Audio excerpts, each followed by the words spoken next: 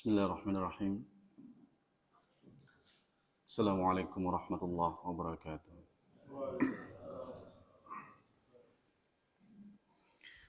Innal hamdalillah nahmaduhu wa nasta'inuhu wa nastaghfiruh wa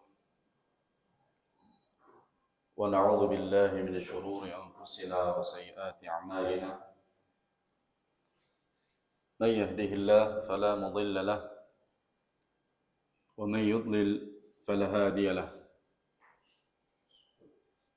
Asyhadu an la ilaha illallah wahdahu la syarika lahu wa asyhadu anna Muhammadan abduhu wa rasuluh. Qala Allah Ta'ala fi kitabihil karim, ya ayyuhalladzina amanu taqullaha haqqa tuqatih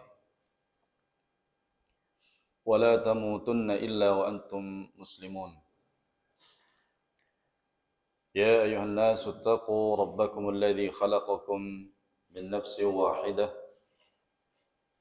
وخلق منها زوجها وبث منهما رجالا كثيرا ونساء واتقوا الله الذي تساءلون به والأرحام إن الله كان عليكم رقيبا. يا أيها الذين آمنوا اتقوا الله وقولوا قولا سديدا يصلح لكم أعمالكم ويغفر لكم ذنوبكم ومن يطع الله ورسوله فقد فاز فوزا عظيما. أما بعد فإن أصدق الحديث كتاب الله جل جلاله وخير الهدي هدي محمد صلى الله عليه وعلى آله وسلم وشر الأمور محدثاتها فإن كل محدثة بدعة وكل بدعة ضلالة وكل ضلالة في النار. أعاذني الله وإياكم من النار. أيها الإخوة حاضرين والحاضرات jamaah salat subuh di masjid yang diberkahi ini insyaallah. Alhamdulillah, puji dan syukur kita panjatkan kehadirat Allah Azza wa Jalla yang telah memberikan berbagai macam bentuk nikmat kepada kita semua, sehingga sampai detik ini kita masih berada di dalam kebaikan-kebaikan, kebaikan dunia, juga kebaikan agama, masih dibimbing oleh Allah, diberi taufik oleh Allah Azza wa Jalla untuk terus beribadah, mendekatkan diri kepadanya, menjalankan kewajiban-kewajiban yang Allah Subhanahu wa taala perintahkan kepada kita. Alhamdulillah. Kaum muslimin, jamaah rahimani wa rahimakumullah. Sebagaimana yang disebutkan pada tema kita di kajian spesial ba'da subuh, meningkatkan iman di era digital, di zaman yang majunya teknologi. Maka meningkatkan iman di zaman-zaman ini terkhusus dengan menghadiri majelis-majelis ilmu adalah amalan dan sebab yang terbesar yang menguatkan iman seseorang, menguatkan agama seseorang sehingga dia bisa terselamatkan dari berbagai macam bentuk keburukan-keburukan yang ada di zaman ini. Sebagaimana yang kita ketahui bersama, bahwasanya tidak akan selamat seorang manusia itu tanpa iman. Demikian pula bahwasanya iman, tatkala Allah Subhanahu wa taala memberikan kepada diri seorang hamba, itu adalah suatu nikmat anugerah terbesar yang Allah berikan kepada hamba tersebut, yang sepantasnya untuk dijaga, yang sepantasnya untuk dipupuk agar iman itu meningkat, iman itu bertambah.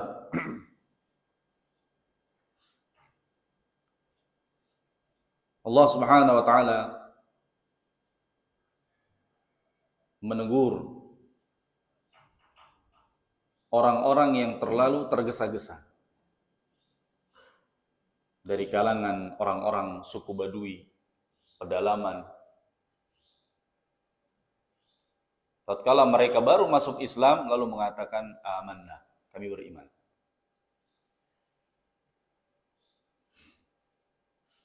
Allah mengatakan, janganlah mereka mengatakan amanna, kami beriman, padahal belum masuk iman ke dalam diri mereka. Akan tetapi cukup mengatakan aslamna, kami telah berislam. Karena keimanan butuh proses. Lalu Allah menjelaskan isi hati mereka, orang-orang ini yang tergesa-gesa ini. Yamunnuna 'alaika an aslamu. Mereka mengira masuk Islamnya mereka menjadi seorang muslim itu bisa menjadikan engkau, wahai Nabi Muhammad SAW, senang. Seakan-akan mereka memberikan karunia kepadamu dengan keislaman mereka itu.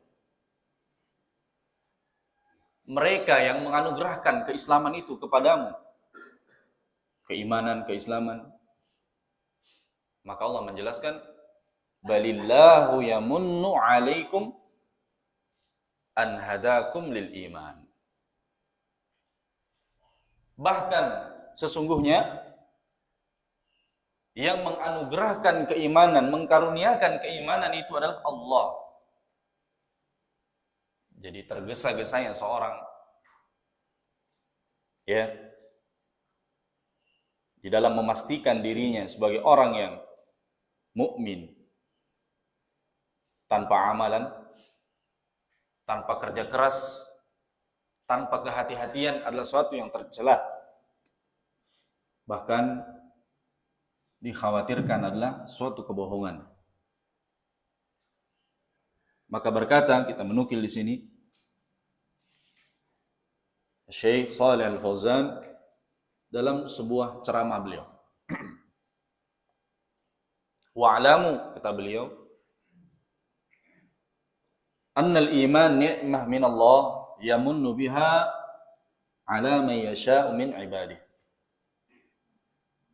Perlu kita ketahui bahwa iman itu adalah nikmat dari Allah yang Allah karuniakan kepada siapa yang Allah kehendaki. Maka nikmat iman yang kita rasakan dengan ibadah kita, dengan ketaatan kita, ini nikmat terbesar, ikhwan fiddin. Jamaah rahimakumullah. Lalu beliau membawakan ayat yang tadi kita baca. Balillahu yamunnu 'alaikum an hadakum lil iman. Bahkan Allah lah yang memberikan karunia kepada kalian tatkala Allah memberikan hidayah kepada kalian dengan keimanan. Beliau mengatakan, fashkurullah ala hadhihi ni'mah an ja'alakum mu'minin. Maka bersyukurlah kepada Allah atas nikmat yang Allah berikan ini, berupa keimanan ini, ketika Allah jadikan kita kaum mukminin.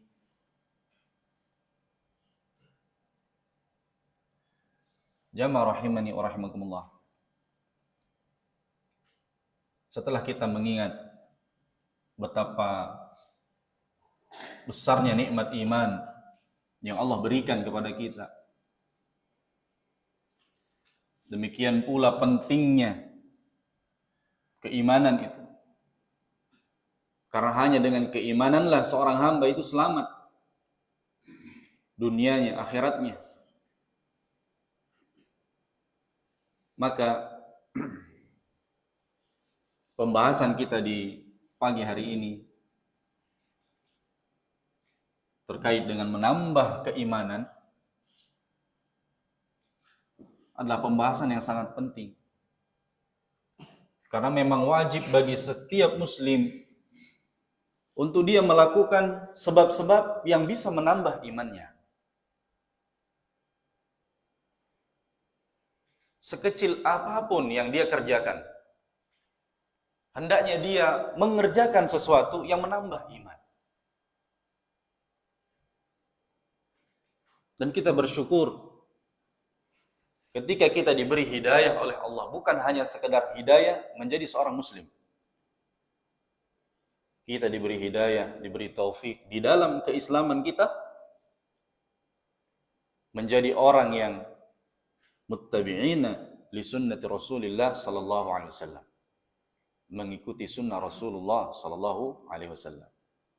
Aqidatan wa fiqhan wa adaban. Akidahnya mengikuti akidah Rasulullah. Tata cara ibadahnya mengikuti tata cara Rasulullah. Demikian pula adab, akhlak kita mencontoh Rasulullah sallallahu alaihi wasallam. Maka di antara nikmat terbesar menjadi seorang mukmin, muslim, sunni,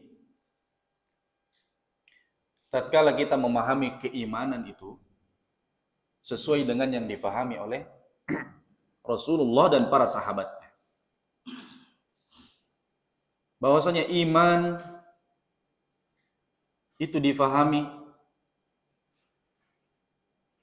dengan cara pemahaman pendahulu kita dari salafun salih. Bahwasanya iman adalah al-qaul bil lisan, diucapkan dengan lisan.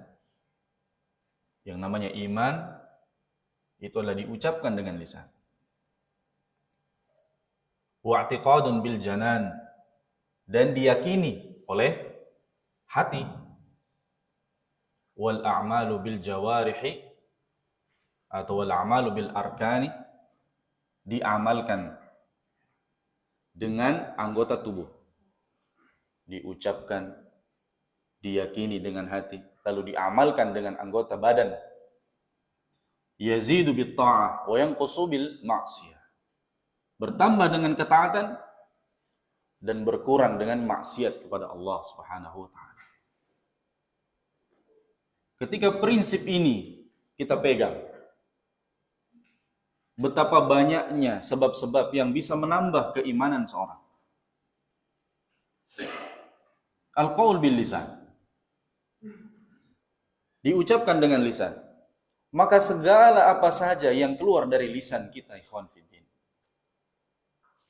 dari kebaikan, dari ketaatan, entah itu zikrullah, qiraatul Quran, al-amru bil ma'ruf wa nahi 'anil munkar, segala hal yang keluar dari lisan kita, dari kebaikan-kebaikan, menambah iman. Demikian pula ketika keimanan, keyakinan-keyakinan yang diyakini oleh seorang muslim dari amalan-amalan hatinya semakin kuat kepada Allah, maka bertambah juga iman. Minal khauf, rasa takutnya semakin kuat kepada Allah, bertambah imannya. Tawakalnya semakin kuat kepada Allah, bertambah imannya. Demikian pula ketika harapannya semakin besar kepada Allah Subhanahu wa taala, rajanya, maka semakin bertambah pula imannya. Dan ketika amalan anggota tubuhnya dari perkara yang terkecil, sekedar menyingkirkan gangguan di jalan, menambah imannya. Apalagi dia melakukan hal-hal besar dari ibadah-ibadah, salat 5 waktunya, puasanya, dan lain-lain. Nambah iman. Di antara ibadah terbesar di zaman ini, ikhwan fiddin jamaah rahimakumullah, adalah talabul ilm. Mempelajari ilmu agama Allah. Di dalam bermajlis, majlis ilmu, maka di dalamnya terdapat sekian sisi yang bisa menambah keimanan kita.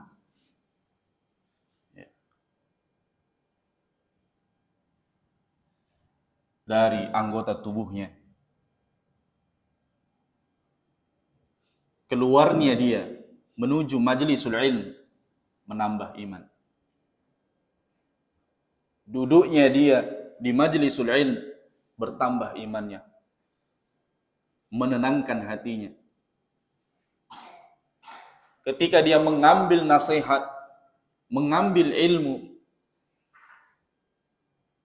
sehingga mengingatkan dia tentang akhirat, mengingatkan dia kepada Allah Subhanahu wa taala dari yang sebelumnya lalai, maka akan menambah imannya.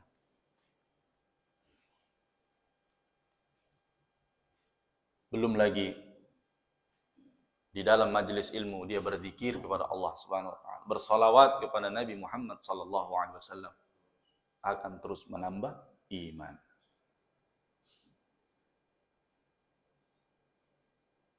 Kaum muslimin rahimani wa rahimakumullah.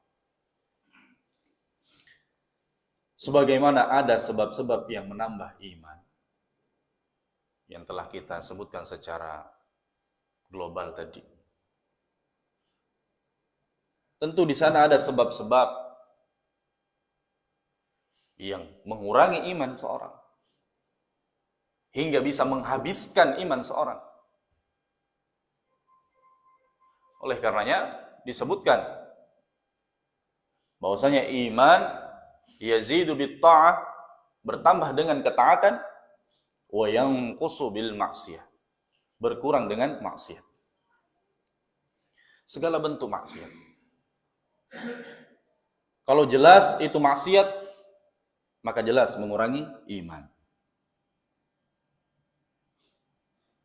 Dalam hadis-hadis Nabi sallallahu alaihi wasallam, di antaranya Nabi mengatakan, la yazni zanin hina yazni wa huwa mu'min. Contoh saja. Tidaklah berzina orang yang berzina ketika dia berzina dalam kondisi beriman dia. yakni keimanannya pada saat itu benar-benar hilang sampai hampir dikatakan sama sekali tidak ada keimanan. Karena pada saat itu dia tidak takut lagi kepada Allah, tidak ingat lagi kepada Allah Subhanahu wa taala. Yang ada dalam benaknya adalah syahwat dan hawa nafsu, tertutupi dari keimanan. Katakan para ulama, maknanya tidak sempurna imannya, bukan berarti dia kafir. Hadis ini contohnya menyebutkan bahwa iman itu bisa sampai benar-benar ya hilang dari seseorang. Di antaranya juga Nabi sallallahu alaihi wasallam bersabda,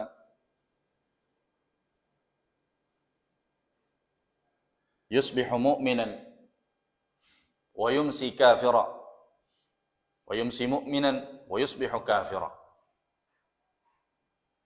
Di pagi hari dia beriman,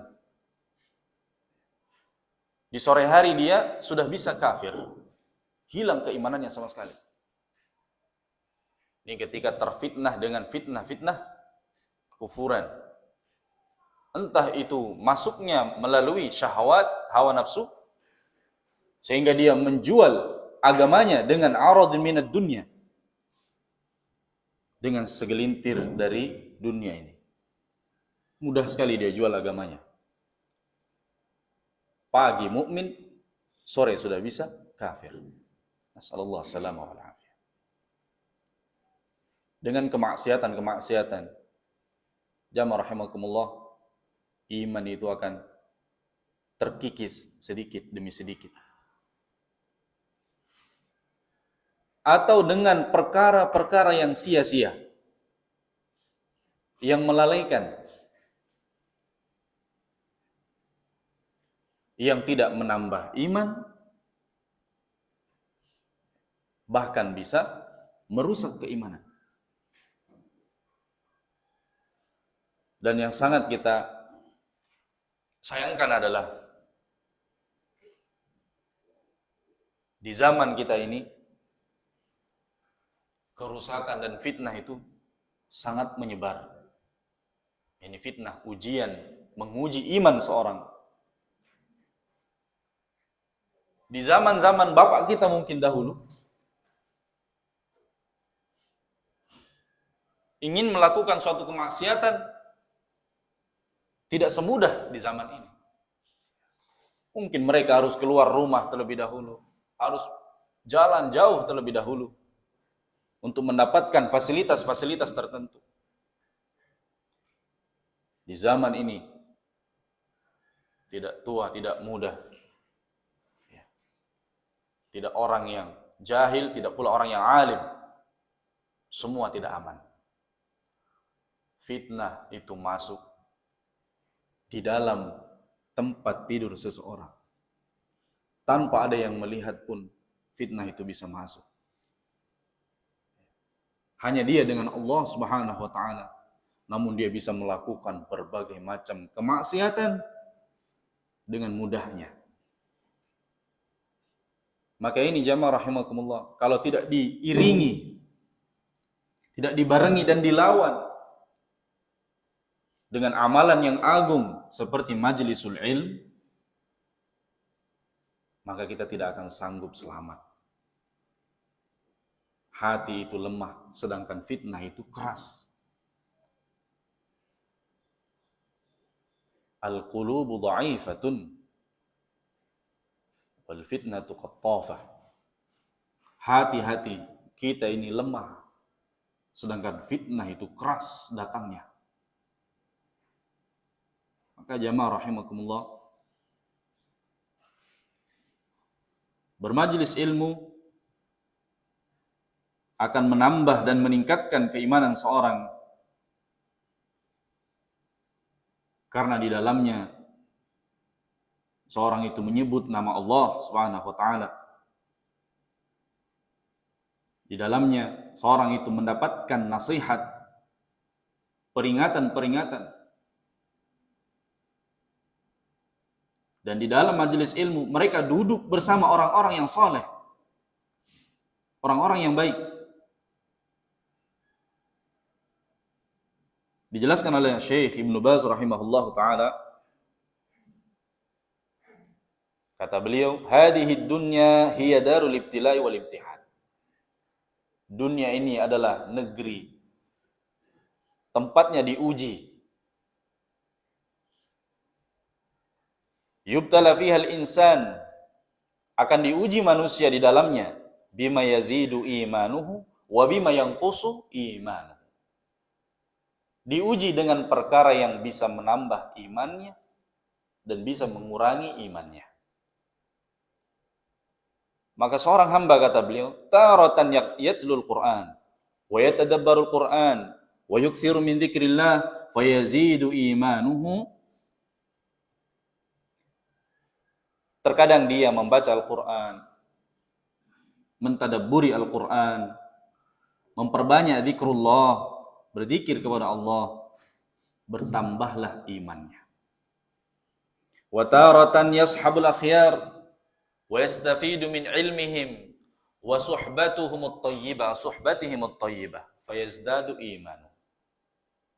Terkadang seorang hamba ini dia berteman dengan orang-orang yang baik, lalu dia mengambil ilmu dari mereka, lalu dia berkawan dengannya. Maka dengan berteman bersama orang-orang yang baik, duduk-duduknya bersama orang-orang yang saleh, akan menambah imannya. Imannya pun bertambah. Sekarang mari kita tanya kepada diri kita sendiri. Di mana mendapatkan teman-teman yang saleh? Di warung kopi? Di warkop? Di kafe? Pinggir jalan? Apalagi di mal-mal misalnya? Bukan. Teman terbaik kita adalah teman yang sama-sama kita melangkahkan kaki ke masjid. Sama-sama kita sujud rukuk kepada Allah Subhanahu wa taala, mendekatkan diri kepada Allah Subhanahu wa taala. Sama-sama mengingatkan. Sama-sama tanasuh, memberi nasihat, mempelajari agama Allah Subhanahu wa taala. Itu adalah teman yang saleh, teman yang baik. Sampai-sampai disebutkan dalam hadis, orang yang berkawan dengan orang yang saleh, walaupun dia tidak sesaleh sebaik temannya, maka teman yang saleh ini tidak akan melupakannya. Ini pengaruhnya besarnya terhadap keimanan seorang dan manfaatnya sampai di akhirat.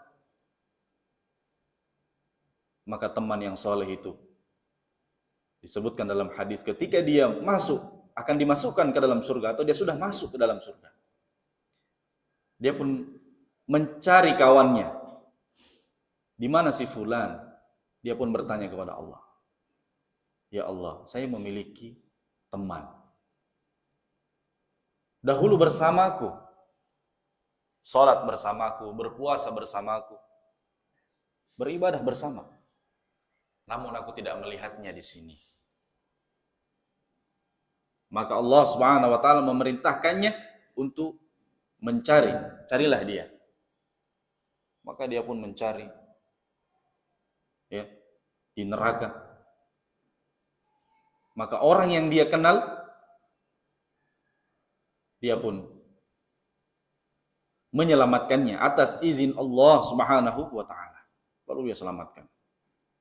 Ini namanya syafaat teman-teman yang saleh. Jamaah rahimakumullah. Kata Syekh Ibnu Baz, ketika seorang berkawan dan berteman dengan orang-orang yang saleh, ini akan bertambah imannya. Ya. Yujahid fi sabilillah wa ya'muru bil ma'ruf wa yanha 'anil munkar. Berjihad di jalan Allah.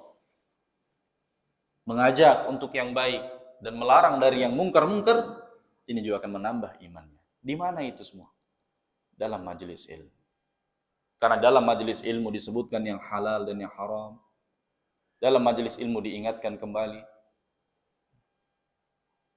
Sementara Allah menyebutkan peringatan dan nasihat itu bermanfaat bagi siapa? Orang-orang yang beriman. Wadzakir fa inna dzikra tanfa'ul mu'minin.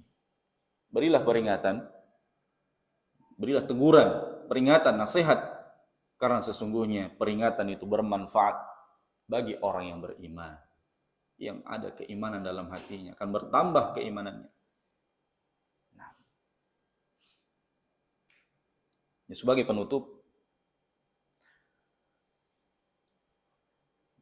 majlisul ilm akan menambah iman kita dan termasuk sebab terbesar yang akan menambah iman. Para ulama mengatakan bermajlisul ilm, menuntut ilmu adalah amalan yang setara dengan jihad, terlebih di akhir zaman, di mana Allah memilih, mengkhususkan hanya hamba-hambanya yang Allah pilih saja. Mulai dari keluarnya seorang dari rumahnya menuntut ilmu, ini sudah menambah keimanan. Man salaka tariqan yaltamisu fihi ilman sahhalallahu lahu bi tariqan ila jannah. Siapa yang menempuh suatu jalan, tujuannya adalah menempuh jalan itu untuk meraih ilmu. Ilmu yang dimaksud, ilmu yang bersumber dari Al-Quran, dari hadis-hadis Nabi SAW. Itu yang kita maksud. Sahhalallah, Allah mudahkan langkahnya. Allah mudahkan dia menuju surga Allah Subhanahu wa taala. Demikian pula duduknya, ikhwan. Jamaah rahimakumullah. Duduknya kita di majelis ilmu. Kita faham ilmunya atau belum faham ilmunya. Ini sudah menambah keimanan, menambah hidayah, menambah kasih sayang Allah Subhanahu wa taala. Kata Nabi, "Wa majtama'a qaumun fi baitin min buyutillah yatluna kitaballah." Tidaklah seorang itu berkumpul lalu membaca kitab Allah, saling mengajarkannya, maka akan turun kepada mereka sakinah, ketenangan. Demikian pula karena dengan bermajelis ilmu itu akan menambah ma'rifatullah, ilmu kita tentang Allah. Kalau kita semakin ingat kepada Allah, Allah yang maha memberi rizki, menciptakan, dan seterusnya, maka kita akan semakin takut, semakin beriman. Nah, belum lagi apa? Kita berusaha untuk mengamalkan ilmu kita. Maka jamaah rahimani wa rahimakumullah, kembali lagi kepada inti dari pembahasan kita adalah sebenarnya hendaknya kita bersemangat di dalam menghadiri majelis-majelis ilmu. Ya. Majelis ilmu, ini ilmu yang bersumber dari Al-Quran dan As-Sunnah. Al-Quran, demikian pula dari hadis-hadis Nabi SAW, yang akan menambah iman kita, akan menjadi petunjuk dalam perjalanan hidup kita.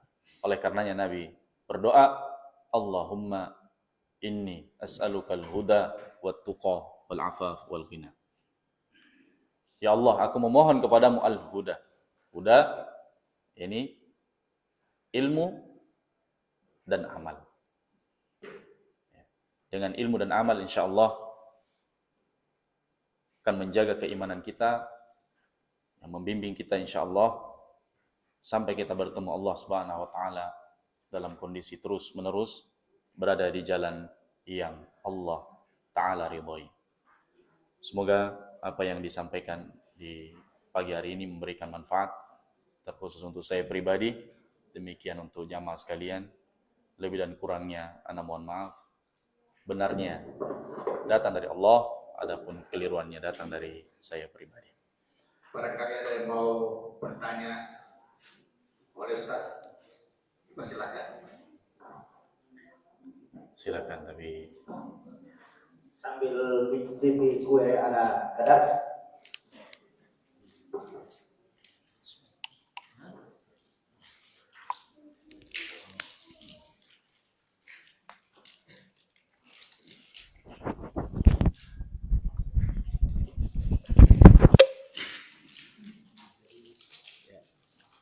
Ada yang bertanya?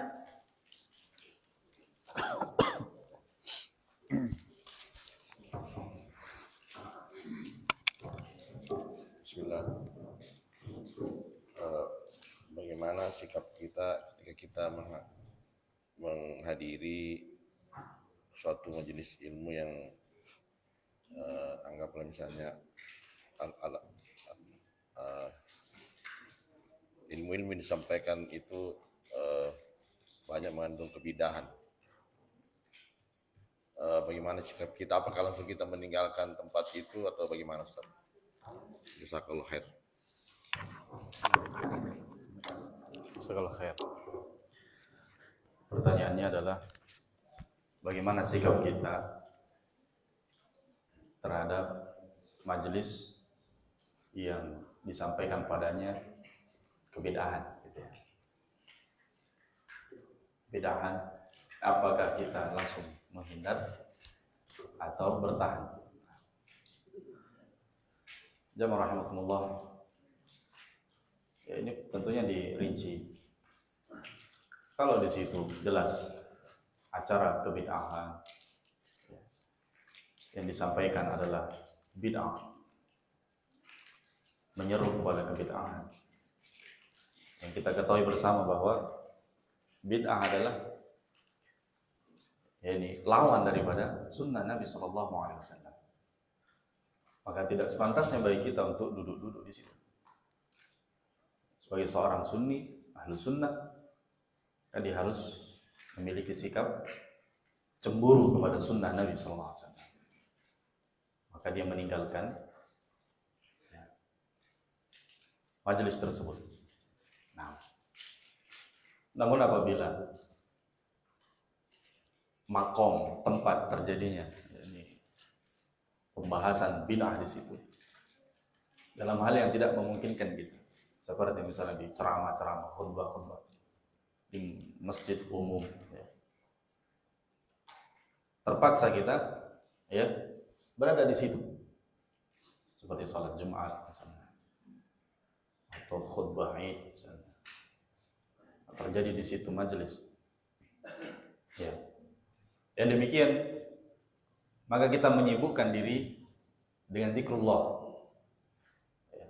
Sebagian ulama mengatakan boleh kita ya ini melihat Quran, boleh. Untuk menyelamatkan kita dari syubhat, kerancuan-kerancuan yang disampaikan oleh pemateri. Misalnya menyeru kepada ini bid'ah-bid'ah dan yang lain. Wallahu a'lam bishawab. Karena salat Jumatnya, salat Idnya di situ hukumnya wajib. Ada yang lain?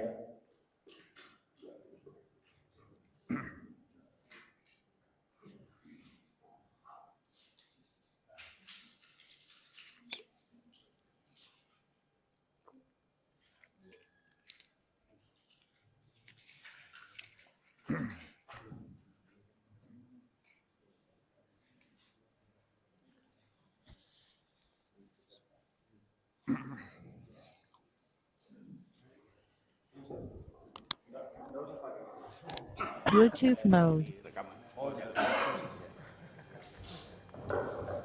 Baik, syukran dikasih kesempatan bertanya Ustaz ya. Ini mungkin di luar konteks yang tadi disampaikan, tapi ini faktual ya, saya alami sendiri. Saya kan di Jakarta, dari Jakarta, dan saya tinggal di suatu tempat, mukim di situ. Setiap sholat subuh saya kan ke masjid, sholat subuh. Di sekitar di situ ada 3 masjid dan semuanya kunut. Gitu. Setiap subuhnya. Sementara saya kan saya tidak melaksanakan kunut. Ya, masalahnya adalah saya harus ke masjid yang terdekat, karena kalau saya ke masjid ini mungkin persoalan fikih ya, tapi saya kira mudah-mudahan ada solusi dari Ustaz ya.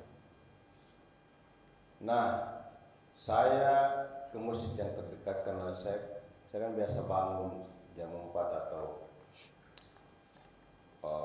biasa juga pada saat azan saya ke sana, dan saya tidak bisa menghindar karena masjid terdekat semuanya kunut gitu.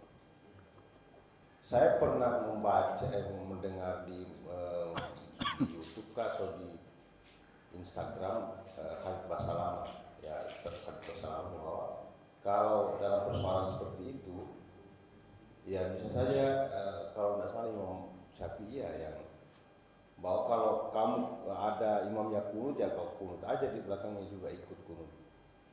Wallahu a'lam bishawab ya, tapi saya biasa tidak mengangkat tangan, justru meluruskan tangan saya ke bawah, ataukah saya juga ikut kunut tetapi hanya menengadahkan tangan saja, tapi saya tidak hafal doa kunut karena saya memang dari kecil tidak pernah kunut.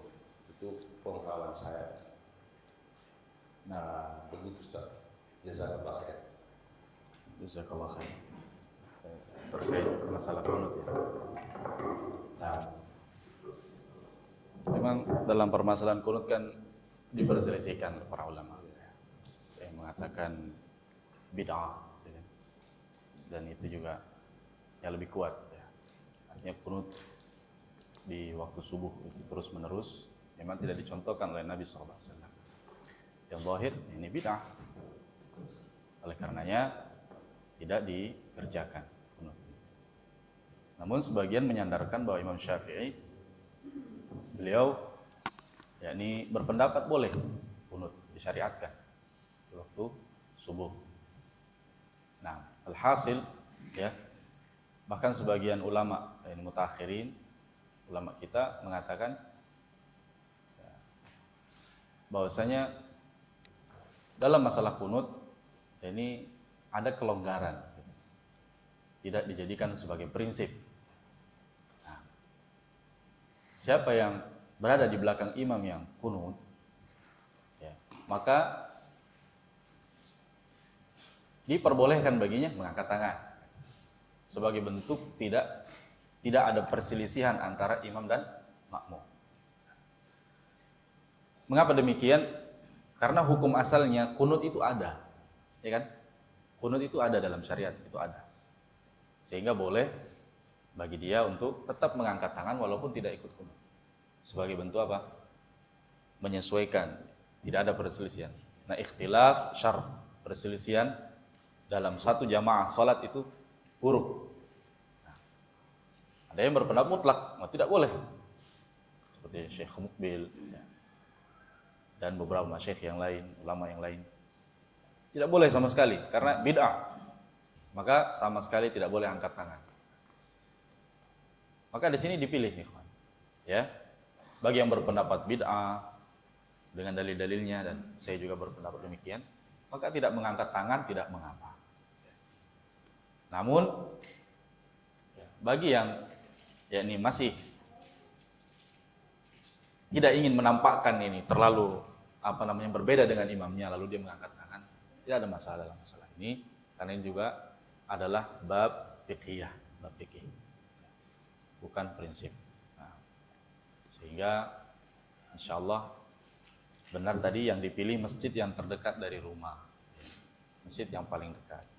Apalagi salatnya masih tumaknina, masih rukun-rukunnya dihadirkan oleh imam, maka tetap salat di situ. Beda kalau di masjid tersebut tidak tumaknina, bacaannya juga salah-salah, baca Al-Fatihahnya, lebih baik cari yang masjid yang lain yang lebih bagus tata cara salatnya. Wallahu a'lam. Mungkin itu ya bisa saya jelaskan.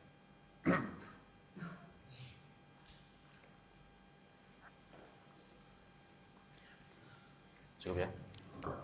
Ya cukup.